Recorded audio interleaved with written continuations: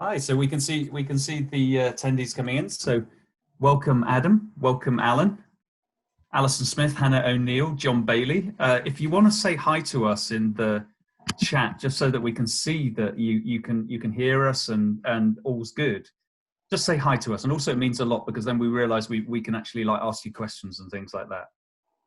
Hello, John Bailey. Hello back to you. Natasha, hi. Hannah O'Neill, John Bailey. Yes, everything is good. That's Hi. good. It's good to have you all on board. We've got the people pouring in at the moment. So. Absolutely. So Adam, what we're going to do is we're going to take a minute just to set up, get people on board. Is the sun shining where you are? You can give us that answer as well. I mean, is the sun shining or is it a little bit grey today? Sun shining where I am, Mark. I know, you're the best in your field. That was my best joke, Dan. Yes, I do my best. So Adam, no, it's muggy. Oh, I'm sorry. We've actually got, I'm in Somerset. It's actually a little bit, very rainy. Sorry, it's rainy with John Bailey, but no, it's beautiful in Somerset. It's gorgeous. Yeah. A little grey on the Wirral, Hannah. Chichester and Wirral. That's great. Cool. So we've hit 1 minute past. We're going to start on time. We're going to try and finish on time. And Sunny in Oxford, Natasha, I'm just gonna say that as the and Jay, nice to have you on board. I'm going to start. Maura, hi Maura. And hi Maura. So the webinar today, we're going to talk about fundraising and finance working in partnership together, and we titled it an unlikely partnership. I mean, Dan, if you'd like to introduce yourself, and then I'll introduce myself, and then we'll talk about the webinar. Sure. So I'm Dan Fletcher. I'm, as it says there, I'm director of brackets fundraising. So I head up the fundraising consultancy part of Wilkinson Smith Fundraising and Management, and I've been a fundraiser for many years. Over half of that in the charity side, and then more recently as a consultant. I'm Mark Sarway. I'm the managing director for fundraising and management at Moore Kingston Smith. I was a finance director for 12 years, before actually coming back to consulting, and I've done about 12 years worth of consulting. I've worked with a lot of fundraisers in my time, and they have been my best friends because the fundraisers have actually gone and raised the money to enable us to do the work that we do, And, actually, I've always really enjoyed my partnership with fundraisers. But today we might actually step away from that and have a bloody good whinge about fundraising and finance. So if forgive us, I like to do appreciative inquiry. In other words, look at things in a positive way. Today we may well have a whinge. So forgive me for that. But we'll hopefully end up on a positive note. Oh, we will. We'll come back around to a positive note. We're going to try and make this a little bit more discursive than we have done in the past. So we're going to open the, we're going to open the broadcast to everybody to have a talk at some point in time so that you can actually feed into the conversation. So if you want to say something, when we ask you, just raise your hand and we'll come in from there, Please also put questions, comments in the webinar chat. It just makes it a little bit more interesting for us. So I can't move the slide forward, so I'm going to have to say, Dan, next slide. We're just going to talk about MKS for 2 minutes, first of all, and then we'll get into the presentation. Next slide, if you can. Moore Kingston Smith, we consistently get voted #1 in terms of charity expertise, and Dan and myself have both worked, in charities, either as fundraising or finance directors. But we do have 14 charity specialist partners. We are specialists in charities. The next slide, if you can. And the team that I run focuses on 3 different areas. We have impact, focusing on all things around impact, decision-making, stakeholder engagement. Fundraising, Dan leads that section, focused on funding reviews, strategic fundraising support, case for support, all of those things we're going to talk about today. And Marcus and myself, good financial management, business models, cost recovery, costing, etc. This is what we are focused on. Anyway, if you want to talk about any of those 3 things outside, this webinar, feel free to be in contact with us. And then the next page, we decided that we were going to try and do webinars regularly, as part of our response to COVID-19. it's been so popular. We're getting about 100 a webinar that we're going to continue doing this. Watch for what's coming up in the future. All of this will be given to you in the next couple of days, so you'll get all of the slides. You can click through from there, or you can follow up on the MKS website. So just to frame the conversation we're about to have, and then Dan's going to ask a couple of quick questions here. The conversation we're going to have is around fundraising and finance. And as we're going to find out, fundraising and finance, sometimes we speak a different language. Fundraisers look towards the long term. Fundraisers talk about interaction with like sort of, donors and funders.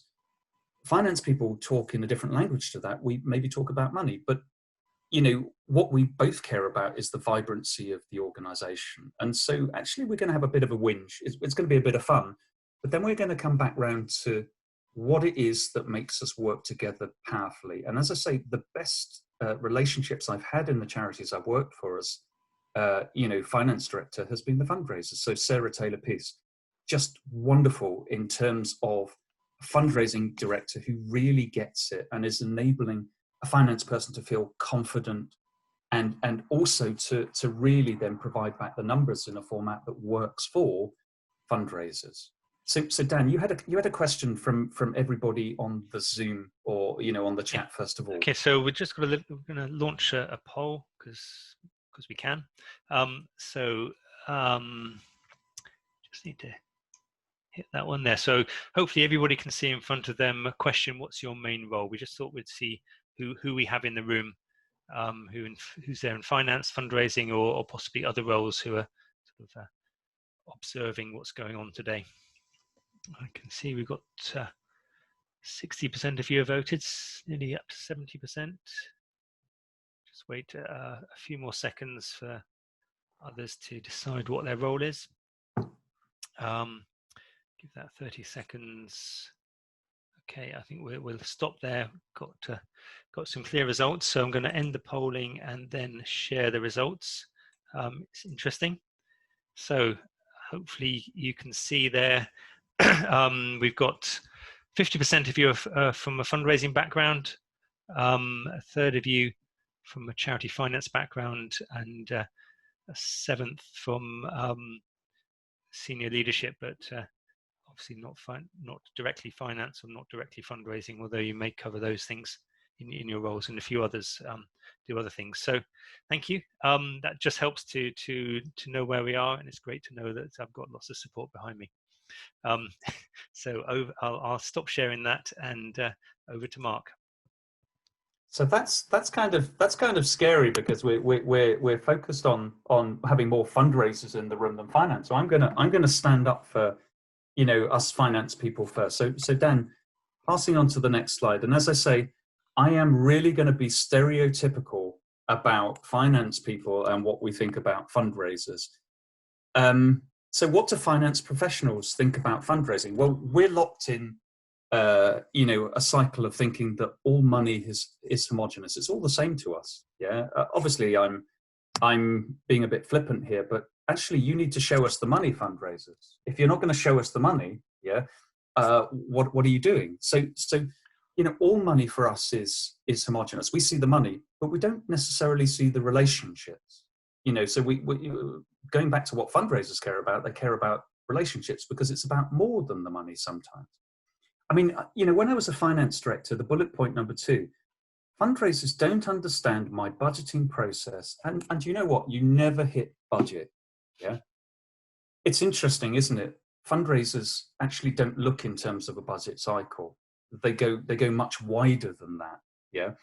And, thinking about the longer term that you actually have to focus on rather than the short term and the budget cycle is liberating for a fundraiser, but very constraining for a finance. And if you don't understand that tension, it's difficult to get over that.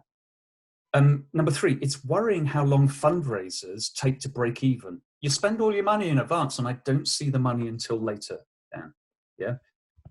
Actually understanding the return on investment and how you have to spend money to make money, I believe is at the heart of a lot of our miscommunication, if you like, between fundraisers and finance. And when you crack that, you create something powerful. But, you know, Dan, sorry, as a fundraiser, you don't think enough about restricted and unrestricted money. You know, you don't raise enough overheads, and you make everything too complicated. Yeah. Well, obviously, I'm generalizing, but at the same time, it's interesting how I like my unrestricted money as a finance person, and yet you're quite happy to raise money for restricted funds. And then sometimes you don't raise money for overheads, which makes it very difficult for me as a finance person to understand how I'm going to cover my overheads when we do the work. And also, you're talking about so many different streams of fundraising, you know, events, corporate, face-to-face, individual giving. There's so many language. You know, it's a different language from what I'm used to as a finance person. Yeah. So actually, let's throw this open, shall we, Dan? Let's throw it open to the room. And if you've got something to comment, please just put it into the chat box. You know, what are the other whinges or positive things you think here about finance view on fundraising? And if you actually want to turn it around say something the other way in a minute, so yeah, we're going to turn it around the other way. Yeah. If you want to say something, just raise your hand and we'll open up the mic to you. So over to you guys on the webinar. Have we got somebody who's brave enough to type or brave enough to speak? I'm not sure. I don't think we have. I don't think I've built up. We'd like to raise unrestricted and overheads too, but the funders won't let us. Okay. We've got a couple of blue hands. Actually, Adam wants to say something, and Natasha. So, Adam, I'm going to allow you to talk. And there we go. Or when you come on, I think you need to unmute yourself, or maybe I unmute you. There we go. Hello. Adam. Yes, Adam. Welcome. Yes. Hi. I mean, I'll give a cynical view that at the moment, in the current environment with COVID-19, I think fundraisers have got a bit. I would look at it. They've got a bit of a free hit at the moment, because if they do well, then it'll be brilliant. Look how we did despite COVID-19. And if the fundraising income doesn't come in, it'll be, oh well, it's because of COVID-19. So I'd just like to know, perhaps we'll come on to that later, in this sort of environment, what would be a good measure of a fundraiser's performance? That's basically my observation. I think that's a great question. We'll come back to that question later, Adam. Yeah, because I think that's a wonderful question. Should we just grab hold of Natasha's hand as well, because she wanted to speak, and then we'll. I'm going to switch you off now, Adam, if you don't mind. Yeah. And we thank you. We'll answer that question in a bit. So, Natasha. Hopefully, Natasha, are you on there? Natasha, can you speak? Yes, we can hear you. My little bugbear that I have is that people go ahead doing fundraising and doing quotes and contracts and things like that, and going quite a long way down the line, agreeing some project money without actually letting the finance department know what's going on, and they seem to just have all these projects that are called certain things, and they all sound like there's 3 or 4 things with the same name, and then all of a sudden it's time to sign the contract, and we've never seen any costings or had any discussion about who's going to really do the work. That's my irritation. I was going to say, Natasha, it gets my goat too. Sorry. So let's close the speech and the hand, shall we, Dan? And we can always come back to this. But so we've got a couple of comments in the chat box as well. Some people smiling, but then Finance View Kat Dixon says fundraisers are more interested in pleasing funders than supporting the needs of the charity. Yes, they certainly are interested in pleasing funders. And Moira makes a comment, maybe against benchmark. Most charities are expecting a 40% reduction in voluntary income this year. Maybe that's an answer to Adam's question about how you measure success. Can I just talk a little bit about Adam's question, because it was a great question. I think it depends, first of all, Adam, on the type of organization. So if you are focused, for example, on older people, that's a clearer ask at the moment than some other charities. So for example, in terms of the return on investment that you would see, you typically see about, let's say, £3 generated in terms of return for every £1 you spend in terms of fundraising. Let's call that the benchmark. What the Institute of Fundraising has said is now you're going to see about 1.85, in other words, £1.85, generated for every pound you spend. It's dropping, as Moira says, about 40%. So a good measure for me would be actually understanding what is the current return on investment you've got for your organization in your area. And then looking, let's say, at a 40% drop on average, but in some areas it might be much, much, much larger than that, because actually people are not, if you like, sort of giving to that type of organization. Whereas others, if you're, for example, working with older people, you should see actually much closer to the long-term targets. And then you've got the NHS.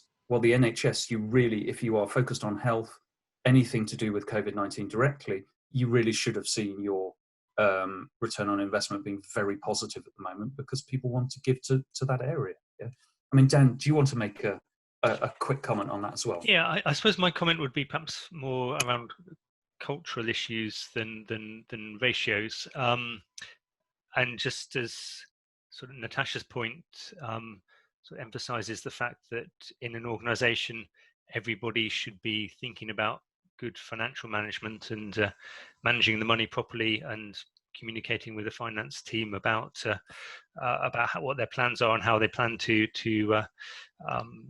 develop new products or to run contracts with and spend the money. So fundraising is an organizational activity. If fundraising doesn't happen, then in many organizations the charity is unable to survive in its shape or form, and that affects not just the fundraising team, but the service delivery team, the back office team, everybody. So there is a corporate responsibility in both generating the money and making sure that it gets spent properly. And charities that work together well on that corporate responsibility and set themselves up to succeed rather than set themselves up to fail are the ones that are probably going to do better in terms of income generation as well.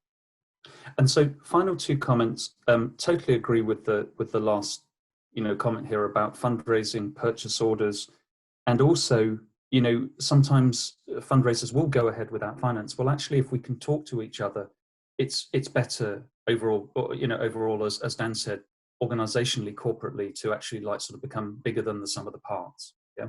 So why don't we now look at the other side of things about what do fundraisers think about finance professionals? And over to you, Dan. Yeah. So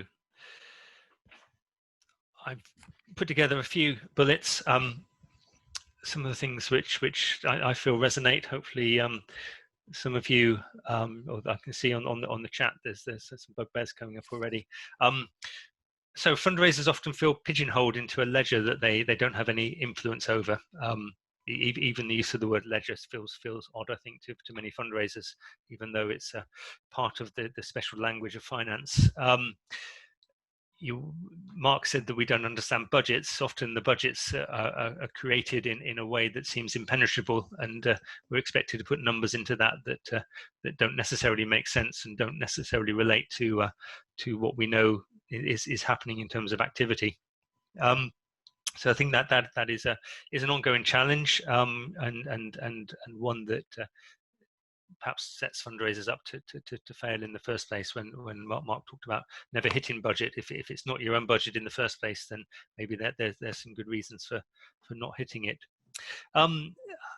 Another observation is that finance staff are typically interested in how much a gift is worth, maybe what day it came in on, and which code to where to code it to, but why the gift arrived, who gave it, what motivated them, all of these quite important questions which would relate to how you might get another gift of a similar sort, either from the same individual or from others, are all outside of scope and sometimes not even recorded. And I've certainly worked in charities where we, in the fundraising team, we had to really wrestle to even get a name and address of a donor, let alone information about why the donation might have come in the first place. There is that timescale issue as well. I think Mark sort of alluded to it a little bit, but yeah, there's a quarterly cycle and an annual cycle, which even a monthly cycle and a month end is something that rears its ugly head regularly for finance staff. Whereas from fundraising, I'm thinking about the lifetime value of a donor. I'm interested in not just what they give now, but what they're likely to give over their lifetime. The investment that I put into trying to secure a gift has an element of that investment is about getting the next gift and the next one and the next one, and you know that those gifts might increase in value or frequency. So it's putting that lifetime view into an annual cycle is often a fool's game, and but it's one that we are sometimes expected to be able to do and to be able to make happen. And I used the word investment just then in terms of fundraising, but often fundraising expenditure is viewed as a cost. It is a cost in simple terms, but it is also part of an investment that the charity is making in future income, whereas other costs are simply costs against income, which result in the charity achieving its goals, but don't necessarily result in future income. And then lastly, I put this in, although sometimes the accusation can go to fundraisers as well, that I've always worked in fundraising that net income is more important than gross income. I have worked with some fundraisers who may be a little bit sketchy over the differences between the two. And do talk in terms of gross income, and gross income is often the more impressive figure, but net income is the one that should be more important. And from a fundraising perspective, yes, we do look at the income chart and the expenditure chart, but it's what's the contribution, what's the net income that comes out of that, and against the different sorts of income streams as well, that's more important, rather than yes, something an event may have grossed a significantly large amount of income, but it maybe also cost a large amount of expenditure, or related to a large amount of expenditure, and so the net income may be actually very little in comparison to another fundraising stream which doesn't bring in as much income, but also doesn't require as much expenditure at the same time. And decisions that I would make as a fundraising director would be based on net income, not gross income. And often the finance route just takes you down thinking about top level income, top level expenditure, and not putting the two together, because it's generally only in the fundraising cost center where you have both those headings and they actually mean something. So those are just yeah, some thoughts from me. And so I was going to say, we've had a couple of comments on the chat, room coming forward.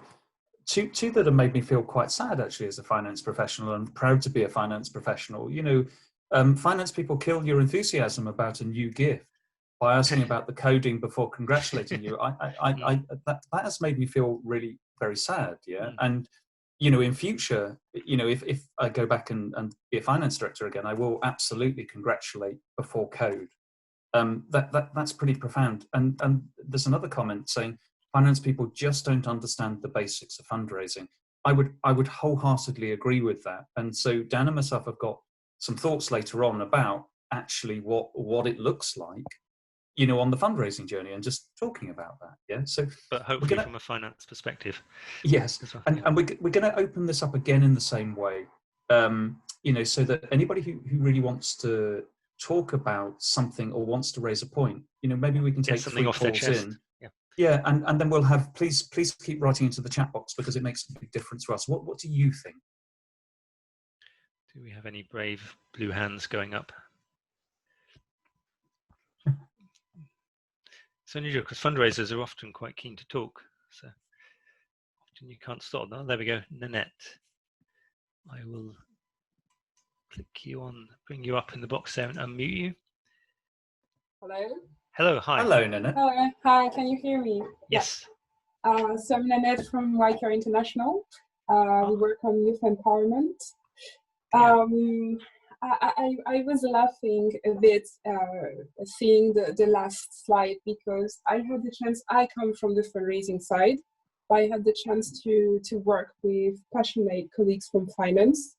And these were the best years of my life, basically, because you see how you can create synergies. And we just considered financial information like a gem. So we would be looking at the same object, but then from different perspectives. And with the same information, we'd be able to make our lives easier in terms of financial reporting. Fundraisers would understand better the needs on the finance side, and vice versa. So I hope this webinar, the discussion, leads to more positive experiences, but I'm happy to share mine with more detail. No, thank you. And that's a great image of financial information being a gem, which you can look at from different perspectives. You can see different things in it. Yeah, that's quite profound. Thank you for that. So Steve has come in. I mean, Nanette, thank you from my side as well. Seeing the same information but from different objectives, that's absolutely, I think, one of the keys. You know, as you talk about this gem that we can both look at and appreciate. Steve. I need to. I've pressed unmute, but I'll press it again. There you go. Okay. I'm coming from the finance background, but I'm picking up on something the other participants said. We actually work very closely with our fundraising team, so we attend their team meetings to discuss how finance and fundraising can interact. And we've actually designed our finance structure within our nominal system to actually give them more detailed information, because I think it's a two-way street. We want information from them, but we've equally got to give it back as well, so we can actually do the P&L down to individual activity. So we do report to trustees and managers at the higher levels, the sub-category of fundraising, but we can actually report a P&L on a particular event by changing the structure of the finance system. So I think if you work together, you can both end up with the result you. Yeah. Thank you. That's a very powerful thing you've just said there, Steve, that if you work together and you really understand what purpose you're trying to achieve, then you can set up, for example, the finance ledgers to give you that. And for example, the finance can get the information they need, and the fundraisers can have a P&L for each of their individual events, which is quite exciting.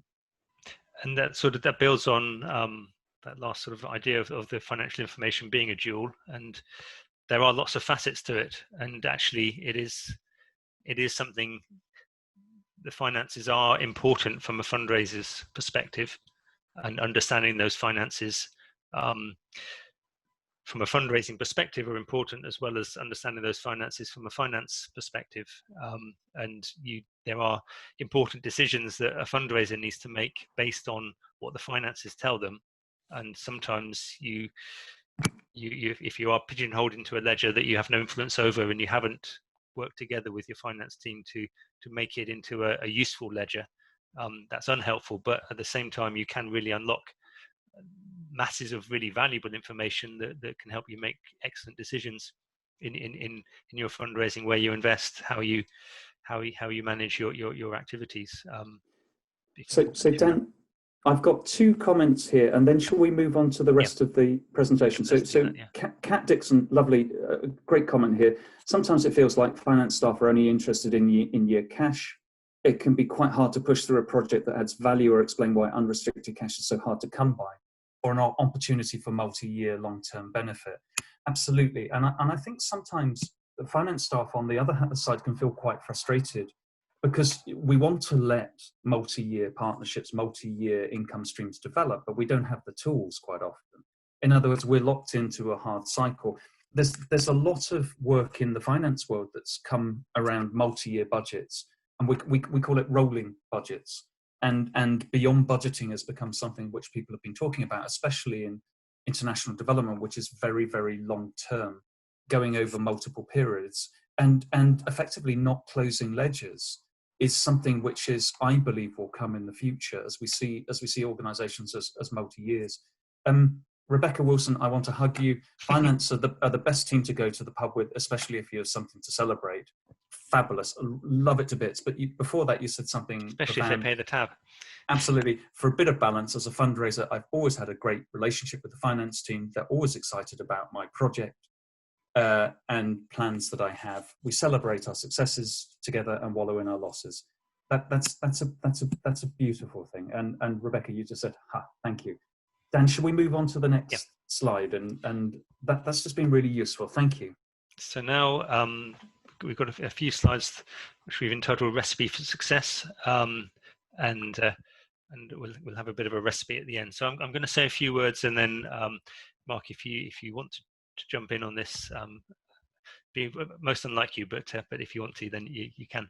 So this first slide is really building on the point that I was starting off with around investing, and I've called it investing in income generation, or investing in fundraising. I guess those two words, I'm using them slightly synonymously, although income generation isn't always about fundraising. Fundraising is always about income generation. And the key thing to draw from this is that in order to raise money, you do need to spend money. The amount that you're spending to raise the income should be less than the amount of income that you're bringing in. Clearly, the height of those two bars on the right hand side of the slide is important, and the where you get that investment from is also important, and we've got sort of three options there: reserves, borrowing, which can happen if you have a particular new fundraising venture which is significant enough. You may be able to borrow that money from somewhere, and the third thing is which in some ways is a subset of reserves, but it's looking at your the income that you're generating, perhaps the income that you've generated in the year, and looking to reinvest that in order to generate more income. And clearly from the two bars there, that you've got the upper part of the purple bar is the surplus that you're making from your investment, and you could legitimately use some or much of that in order to spend on more fundraising activity in order to generate more income, and then this cycle is a virtuous one. But the key thing there as well is the balance between that investment between new acquisition and donor development. And Mark said earlier that finance people see all money as being homogenous. It just comes in and it's cash, or it's just numbers on a spreadsheet. But from a fundraising perspective, it's not homogenous. It's very much where the funding comes from is as key as the amount of money. And we've got there fundraising spend on existing portfolio and fundraising spend on new acquisition. And so with any fundraising activity, you've always got to spend some money on the people who are giving to you at the moment in order to get them to give again. And then you've got to spend some more money on finding new people who will give to you, or new organizations or new entities. And so that new acquisition is important, and typically the cost of that new acquisition will be more than the cost of generating perhaps the same pound from an existing donor development. However, you've got to balance your new acquisition and your donor development, because your existing donors, they may not stay with you. You may lose them at some point for all sorts of reasons. It's called attrition or churn. Obviously, in the case of legacies, those tend to be one-offs, and that donor isn't going to give to you again. Somebody may change their mind and not want to give to your charity. They may have only given to your charity once. or it may be a funder who has a policy of only giving once to a particular organisation, and then they give to lots of other organisations, and so you're locked out from applying to them again. Or it could be that you're getting statutory funding, and the funding programme that you're dealing with from that statutory funder is a one-off program, and you'll never be they never put anything out which you're relevant to apply to in the future. Or you may be changing your activities and you're not able to go ahead and fundraise for those activities from the same donor. So your donors will always be decreasing over time, and you always need to fill the gap by finding new donors, but they're going to always be a bit more expensive than your existing donors. Can I just say something? I mean, because as finance professionals, we don't tend to understand that, and it took me 5 years working in fundraising charities before I suddenly realised, wow, you have to spend money to make money. This return on investment, idea is really, really important.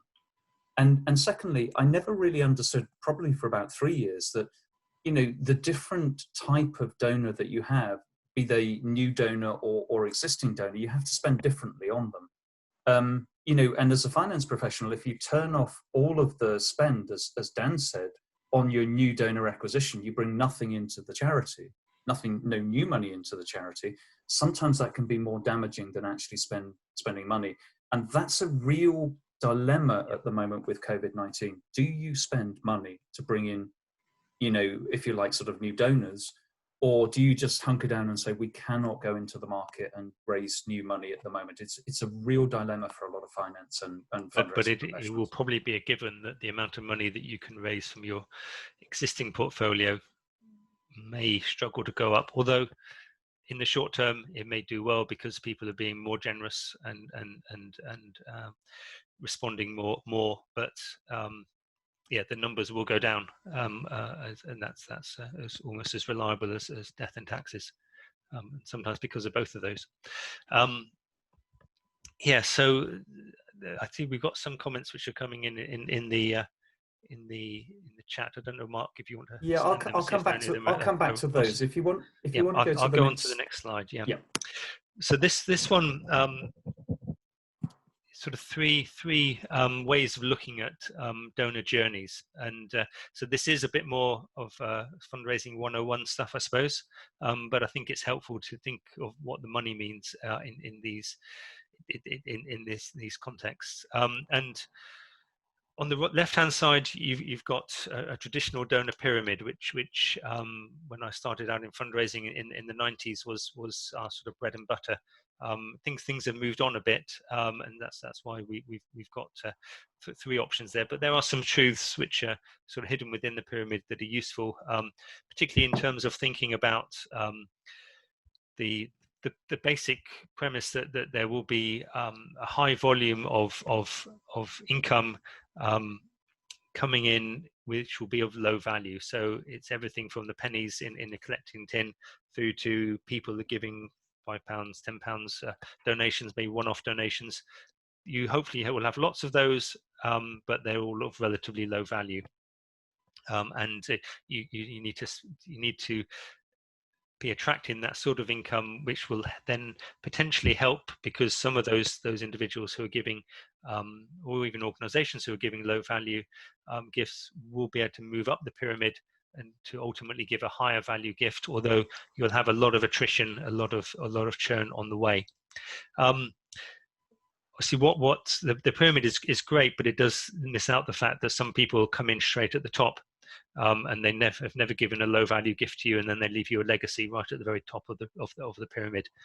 Or some people jump different levels and don't behave the way that they're meant to. So it's a useful thought exercise, and it's helpful to imagine how that works, but it does miss out some of the realities that we also have in the fundraising world. But at the same time, it does demonstrate that not all donors are the same, and some donors will go on a journey which will involve climbing that pyramid and becoming more committed to your organization. So the ladder idea sort of maybe sort of demonstrates what that pathway might be a little bit more, but it puts a bit more detail into the different stages that you go from, and it also has a prospect stage right at the bottom, where obviously a prospect hasn't given you any money, but they do cost you money if you think that there's a chance that they could give you money, and they could even be right up to being an actualized donor, somebody who's giving transformational funding to your organization, or a funding organization that's giving to you. So the need to invest in prospecting is important, but recognizing that not everybody who you prospect from is going to give to you. So there's always going to be some fallout, but those different eyes help you to think about the different activities that fundraisers will be spending time on, investing their efforts and investing money in order to move a donor from being just a first-time donor to a donor who gives a lot more. But nowadays we talk about the fundraising vortex more than the fundraising pyramid. And I couldn't find a brilliant diagram for that, but this maybe gives a bit of an idea. And one of the reasons why it's not a straight linear pathway, it's a spiraling pathway, and it's a little bit messy, and it is a bit confusing, is that the donors don't behave in a linear way necessarily. Ideally, they do get closer to your organization, but they may go around in circles as they do that. And there's also the idea that one of the things that the pyramid doesn't allow you to do, it doesn't talk about the interaction between one donor and another donor, and yet that is very much a very real thing, either with institutional funders or with individuals. They don't act in isolation; they do act as pact sometimes, or one can influence the other. And in fact, a lot of charities spend quite a lot of time and effort in helping their current donors to influence other people to donate to them as well, either through campaigning, through fundraising programs, sponsored activities, or just through being prepared to talk about a commitment that somebody has and being an advocate for a charity. So in corporate fundraising, advocates, you will be more successful if you have an advocate within a company who wants to support your charity and makes that happen for the company to give to you. Or in legacy fundraising, very successful strategies have been working with volunteers in charity shops, for example, to have conversations about leaving gifts in wills to regulars in the charity shop, or people that they know, and then that influence helps to build somebody, to move them into never thinking about legacies to actually ultimately being that sort of actualized donor, somebody who's given a significant amount to a charity. So we have this vortex of all sorts of stuff going on. Fundraisers desperately trying to control as much of it as they can, but recognizing that some of it should just happen organically, and actually it's best if it does happen organically. But all money certainly isn't homogenous, and hopefully that's something that is clear from these illustrations. I don't know if you want to add anything onto that, Mark.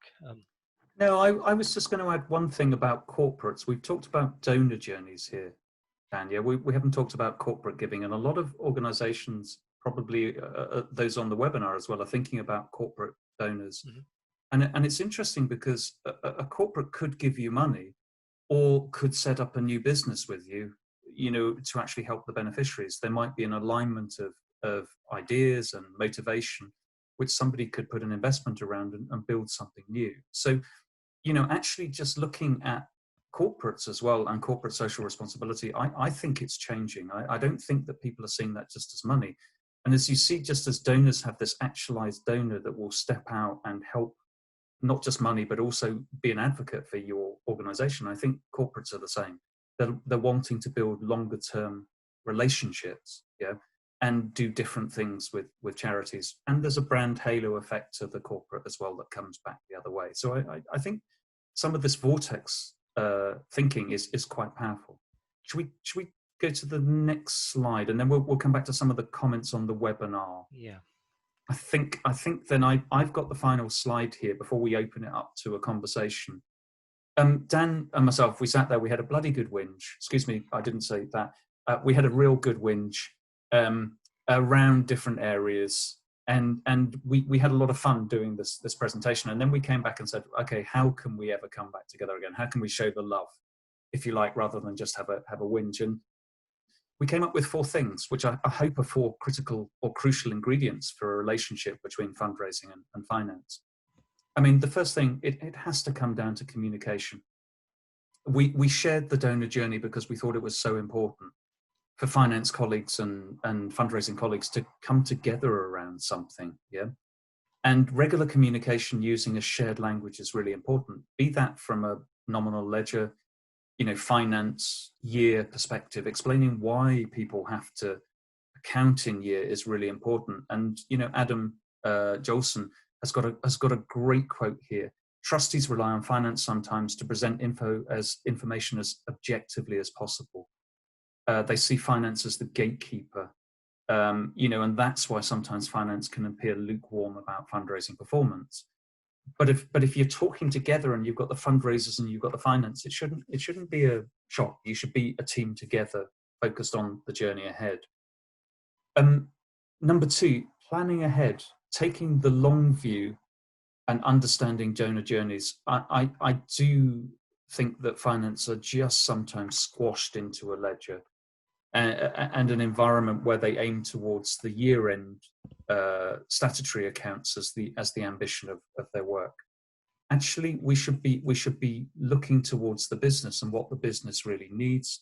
We should be providing multi-year financial information sometimes, and working together to achieve that with a different type of financial management information is incredibly important. And as you said, Dan, being able to produce a a P&L, or an income and expenditure statement for different events is incredibly powerful to hold people also to account. But then for fundraisers to see, did they make money? Do they need to change? How can they be, if you like, agile to move the money to something new? It's important, because you don't want to throw good money after bad. You want to be agile about your fundraising. Openness, realism, there is no magic money tree. I think this is one of the biggest things where fundraisers, if you like, in my experience, have been quite optimistic. In my experience, finance people have sometimes been more pessimistic. Well, get people together in a room and you're probably going to get the balance about right. Optimism bias says if you have a group of fundraisers, they're going to take far more risk-taking decisions than if you have a group of finance people. Yeah, it's probably true. You need that balance between the two. And then the final one here, it's teamwork, not power play. Yeah, leaders are successful because they work together and they achieve those things together. I really believe in that. Yeah, and that's why we wanted to do the talk today. Yeah, I'm just also going to acknowledge Jay. His comment is that sometimes finance is stuck in the middle between fundraisers and program. Actually, when you bring fundraising, finance, and the programs team together, it becomes absolutely unstoppable and powerful. Yeah. And for example, cost recovery, the area that I'm passionate about, all 3 of those different areas need to know and understand about cost recovery. So bringing everybody together into that conversation creates something really powerful. So those were the 4 different recipes that we came up with.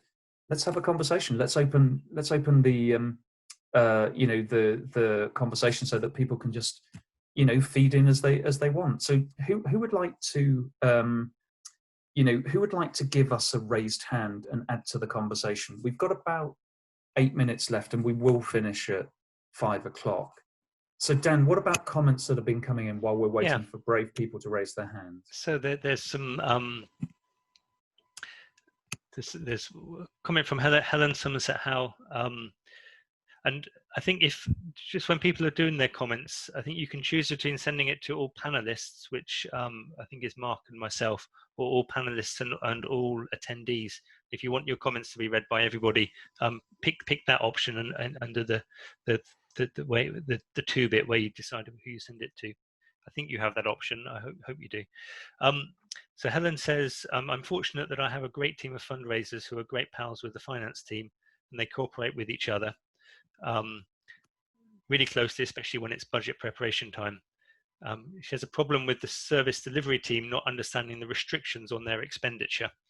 And maybe that's something that fundraisers and finance both can share, in terms of, we recognize that maybe we brought in some funding for something which has some specific restrictions on it, and in order to be able to report back to the funder, we need to know that those restrictions have been adhered to. From the finance side, they know that there's an accounting responsibility, statutory responsibility, to be able to account for the funding properly and to be able to put that in the annual accounts and elsewhere. So if it doesn't get spent in the way it's meant to get spent, then that creates organizational problems all around. And then Rebecca Wilson says she's a corporate fundraiser. And she says, we talk about happier, more engaged staff, PR and brand positivity, and commercial gain and edge. So maybe bringing up some of the things you were saying there, Mark, on what comes from working with the corporate sector, and it isn't just about, it is about money, but it's not just about the pure money. There are a range of benefits there that charities are able to present to corporates. And she's got some stats. 90% of employers feel more engaged at work when their employer has a track record of supporting charities and feel they have a positive impact on society's issues. 86% of customers are more likely to buy a product associated with a cause, and 73% would switch companies because of this. So that's incredibly powerful. That's incredibly powerful. That's the sort of thing which could help some of those companies engaging with charities during this COVID time to where they're obviously not getting the cut through with their customers that they want as well. We've got Cassie Schoffren. I'm going to click through and add you to the list and unmute you. Cassie, do you have a comment to make? I do. Hello. Hello. Hi. I actually work for a relatively small charity, and I'm a fundraising manager. And actually listening to you today and all the comments, I feel really blessed because I have a really good relationship with our finance director. She's actually the COO of our charity. Yeah. Something that we found works really well is we have a weekly meeting, which gives us the space where we can communicate with each other. She can update me with any new donations that she's aware of that's come through from the banking perspective. Mm-hmm. And I can talk to her in more detail about the donors and where they are with their journey. So I would really encourage, if people don't do that now, it's not about being accountable to each other. It's really about making sure that we're both on that same journey together, fully aware. I'm aware of what her finance expectations are, and she understands where our donors are in their journeys as well. And Cassie, that's great to hear that. And Cassie, just adding to that, I think that's fabulous. When I took over at Care International as finance director in the UK, I said to my staff, go and sit one day a week with the fundraising team. Yeah, just go and sit in a different space, in a different part of the building. And what you'll do is you'll learn from those people, and it'll be a lot more fun because you break down the barriers. Yeah. And so they just were very positive about actually sitting with a different team. And it just engendered this understanding. The other thing we actually do is we don't have a huge amount of, we actually don't have many events each year, but we do have an annual fundraising dinner, and she comes to the dinner and she talks to our donors and she introduces herself, so that she actually has relationships with them as well. She can see them as people rather than just money coming in, which again I think makes a huge difference. You'll have to feed back to her from this session and let her know that you're doing great work at your charity. Yeah. Thank you. But that communication is as we said, number one on the recipe for success. Mm-hmm. So any other hands that would like to raise anything pithy or something we haven't considered, or even something around, for example, multi-year budgeting? If you want to have a technical comment, has anybody done that? Please raise your hand. Let's just have a conversation in the last couple of minutes. Or put something in the Q&A. Or put something in the chat. Oh, we got Nanette and Steve. Okay, I think Nanette, you came in first. So Let's unmute you. Hello. Hello again. Hello. Hi. Hello. Yeah, so regarding multi-year budgeting, it's very interesting, and I think it helps the whole organization get the wider picture. So you know where you're headed to, and you should also add, I call them the technicians, but your colleagues from programs, basically, because they are the ones to tell you what you are actually delivering. It has been very useful because building on our recurrent and foreseeable costs, we as fundraisers were able to actually allocate funds and tailor bids just to know, because we would be segmenting basically our prospects. So some foundations, you can go for a small amount, and others you would take on a more strategic, longer journey. So having this information will help us. And in the same vein, it would help our colleagues from finance be aware of financial requirements, reporting requirements, and maybe a recurrent or task they would be performing over the next couple of years. And they would help us also with financial projections, inflation, and things like that. So it's really interesting to have this multi-year tool. Thank you. Brilliant. That's really cool, Nanette. Thank you. Shall we just go for Steve, and then let's wrap up, shall we? Steve, are you there? Yeah. Hi, yeah, I'm here. I suppose I was just adding to something that was just said again. I believe that your organisation should almost use a project mindset. So everything's a project to deliver the service that you want to deliver. And you need to ensure you engage all your stakeholders. So your fundraiser is a stakeholder, your delivery team is a stakeholder, your finance is a stakeholder, and the donors are a stakeholder. So if somewhere during the journey you're not delivering because something's happened, you need to go back to the donor and say, you know, we may not be able to deliver in your reporting cycle. Can we have an extension? So it's really having a conversation with every stakeholder from every avenue, from fundraising, finance, delivery, and the donors in the first. Thank you, Steve. It sounds as if you've got a Velociraptor in the background there, you know, but it just sounds very interesting that you bring all the stakeholders to the table to consider these things. And that's a very powerful thing, Steve. So thank you very much indeed. We're at the end of our time. We've got about a minute left as far as I can see on the clock, Dan. What are your final summary? Or, I mean, what do you think from a fundraising point of view? You know, what are your takeaways here? So these are the sort of takeaways we put together. Securing enough voluntary income is increasingly critical. So I think that sort of speaks particularly to the fact that you're getting enough money in is a charity duty, charity responsibility, or non-profit responsibility, and fundraisers are critical in that, but they need to work closely with finance and vice versa to ensure that that's done as effectively and efficiently as possible. And that sort of ties in with the sentiment behind the next point, that a shared endeavour is the best endeavour. And I think the sorts of points that both our the last two speakers were saying, you know, about having that multi-year view, working together, seeing the stakeholders in the issue rather than a power struggle and a top table and a lower table is really important. And then that last bit about thinking in a diverse way will help your charity be more successful. You talked about optimism bias, and a bunch of fundraisers together will be more risky than a bunch of finance people. And yes, whilst that's true, but if you get fundraising and finance together, you're going to probably come up with something, a third way that you didn't even think about in the first place, and that diversity will potentially help you to move forwards in a way that you couldn't have moved forward in just by going down a particular silo. So and Dan, that's because the purse strings will be open to you.